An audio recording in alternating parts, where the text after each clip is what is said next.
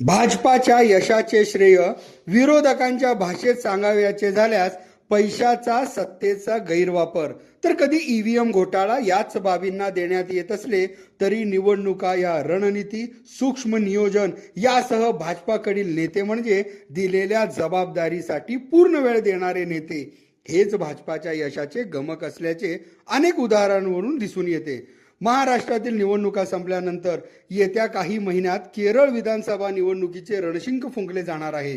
आणि ही पुढची मोहीम फत्ते करण्यासाठी सचिन दादा कल्याण शेट्टी हे दाखल झाले आहेत।